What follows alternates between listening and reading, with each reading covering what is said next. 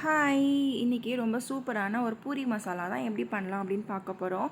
First ஒரு குக்கரில் பொட்டேட்டோவெல்லாம் எடுத்து நல்லா வாஷ் பண்ணிட்டு வேக வச்சுக்கோங்க.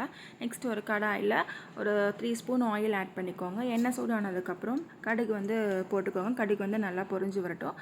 கடுகு பொரிஞ்சதுக்கப்புறம் கடலைப்பருப்பு கொஞ்சமாக ஆட் பண்ணிக்கோங்க. கலர் சேஞ்ச் ஆனதுக்கப்புறம் கட் பண்ணி வச்சுருக்கோம் ஆனியன் எல்லாத்தையும் ஆட் பண்ணிவிட்டு ஆனியன் வந்து நல்லா வதக்கிக்கோங்க.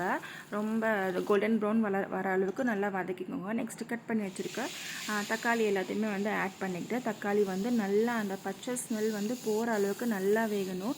தேவையான அளவு சால்ட் ஆட் பண்ணிக்கிட்டு மூடி போட்டுட்டு நல்லா வெந்து வரணும். இந்த அளவுக்கு வெந்து வரணும். வெந்ததுக்கப்புறம் உங்களுக்கு எவ்வளோ காரம் தேவைப்படுமோ அந்த அளவுக்கு மிளகாத்தூள் வந்து ஆட் பண்ணிக்கோங்க. அந்த மசாலா அந்த எண்ணெயிலே வந்து வதக்கி விட்டுக்கணும்.